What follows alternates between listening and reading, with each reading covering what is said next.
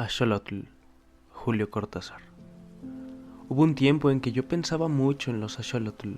Iba a verlos al acuario del jardín de Plant y me quedaba horas mirándolos, observando su inmovilidad, sus oscuros movimientos. Ahora soy un axolotl. El azar me llevó hacia ellos una mañana de primavera en que París abrió su cola de pavo real después de la lenta invernada. Bajé por el boulevard de Port Royal, tomé St. Marshall y el Hospital. Vi los verdes entre tanto gris y me acordé de los leones. Era amigo de los leones y las panteras, pero nunca había entrado en el húmedo y oscuro edificio de los acuarios. Dejé mi bicicleta contra las rejas y me fui a ver los tulipanes. Los leones estaban feos y tristes y mi pantera dormía. Opté por los acuarios, soslayé peces vulgares hasta dar inesperadamente con los axolotl. Me quedé una hora mirándolos y salí incapaz de otra cosa.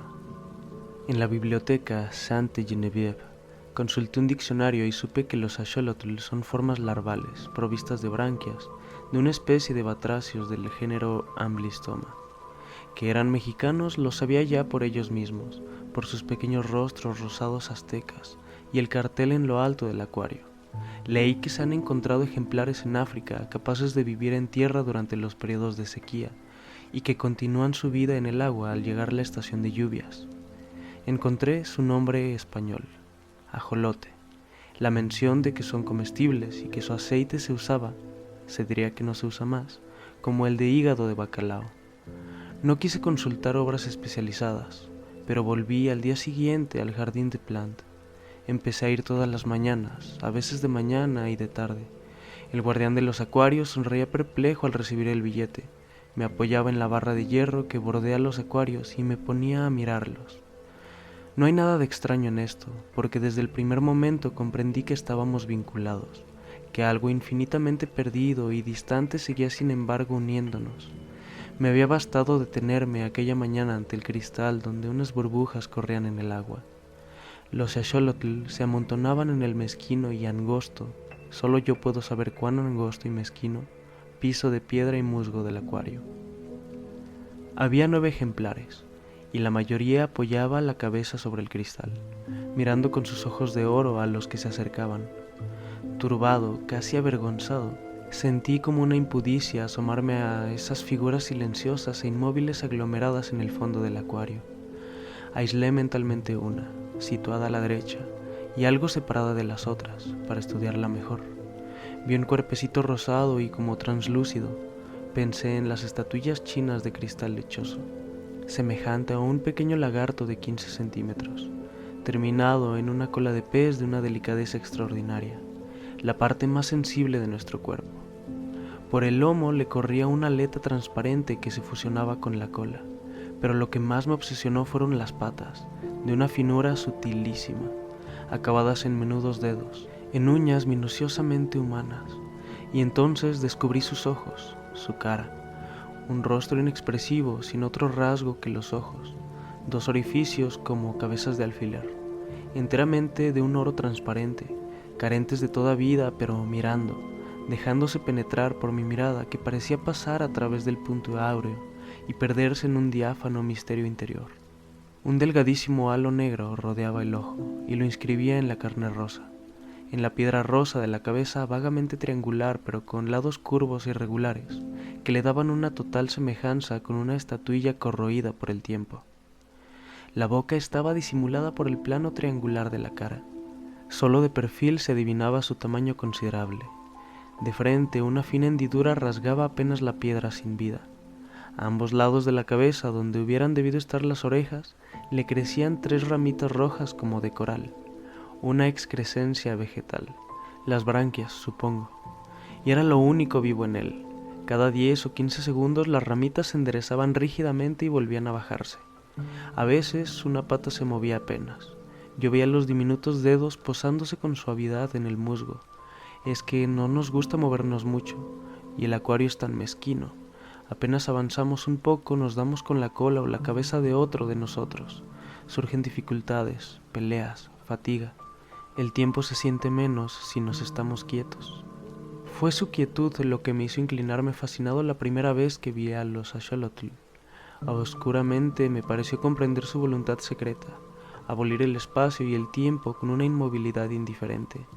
Después supe mejor la contracción de las branquias, el tanteo de las finas patas en las piedras, la repentina natación. Algunos de ellos nadan con la simple ondulación del cuerpo. Me probó que eran capaces de evadirse de ese sopor mineral en que pasaban horas enteras. Sus ojos, sobre todo, me obsesionaban.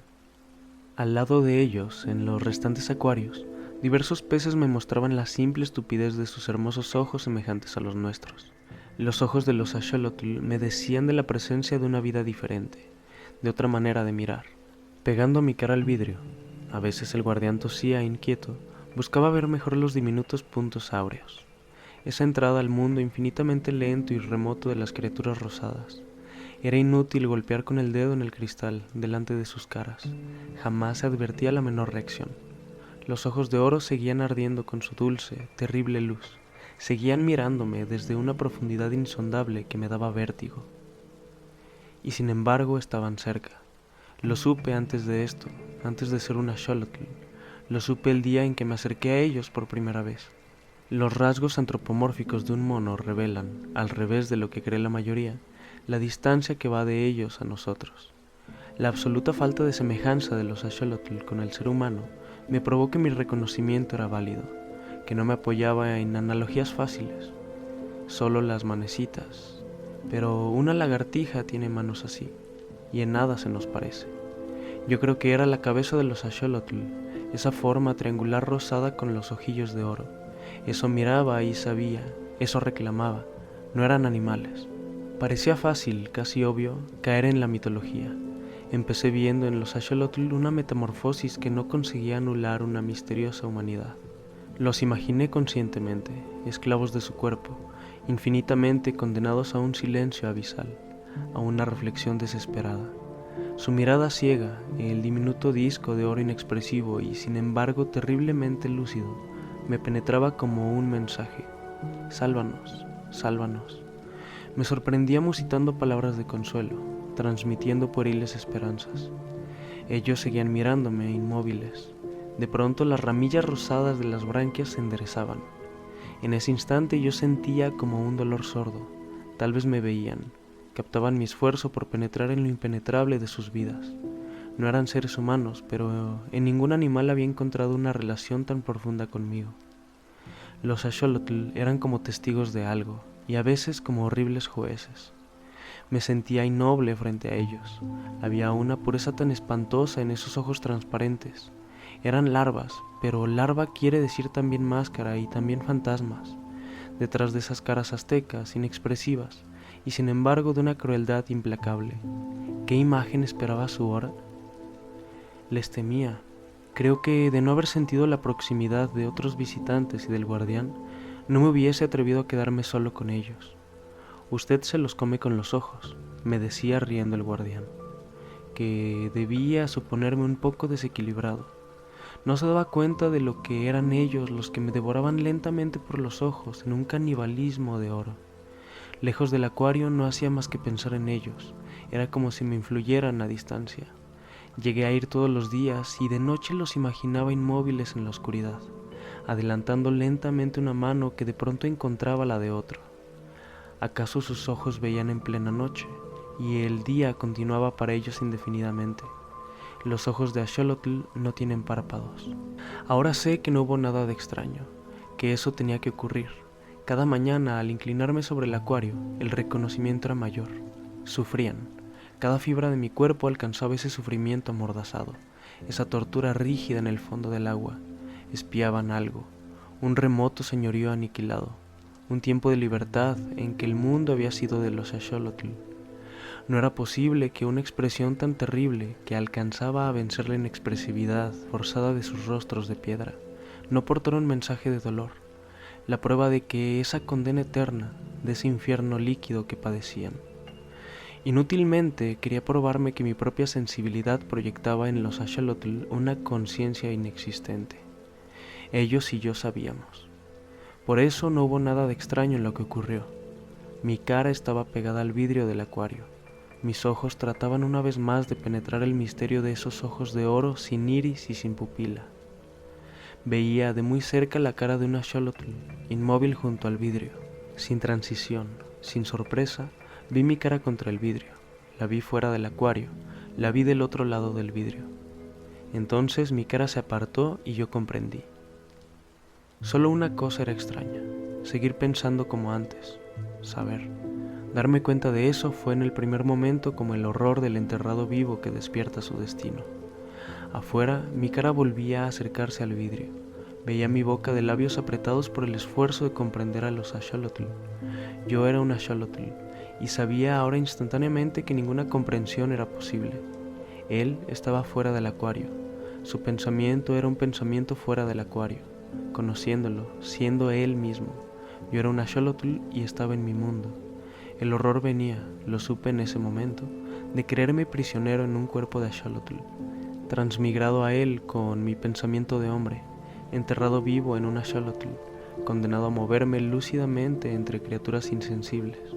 Pero aquello cesó cuando una para vino a rozarme la cara, cuando moviéndome apenas a un lado vi a un axolotl junto a mí que me miraba, y supe que también él sabía, sin comunicación posible pero tan claramente, o yo estaba también en él, o todos nosotros pensábamos como un hombre, incapaces de expresión, limitados al resplandor dorado de nuestros ojos, que miraban la cara del hombre pegada al acuario. Él volvió muchas veces, pero viene menos ahora. Pasa semanas sin asomarse. Ayer lo vi, me miró largo rato y se fue bruscamente. Me pareció que no se interesaba tanto por nosotros, que obedecía a una costumbre. Como lo único que hago es pensar, pude pensar mucho en él. Se me ocurre que al principio continuamos comunicados, que él se sentía más que nunca unido al misterio que le obsesionaba. Pero los puentes están cortados entre él y yo, porque lo que era su obsesión es ahora un axolotl, ajeno a su vida de hombre. Creo al principio yo era capaz de volver en cierto modo a él. Solo en cierto modo, y mantener alerta su deseo de conocernos mejor. Ahora soy definitivamente un axolotl, y si pienso como un hombre es solo porque todo axolotl piensa como un hombre dentro de su imagen de piedra rosa. Me parece que de todo esto alcancé a comunicarle algo en los primeros días, cuando yo era todavía él, y en esa soledad final, a la que él ya no vuelve, me consuela pensar que acaso va a escribir sobre nosotros. Creyendo imaginar un cuento, va a escribir todo esto sobre los axolotl. Axolotl, Julio Cortázar.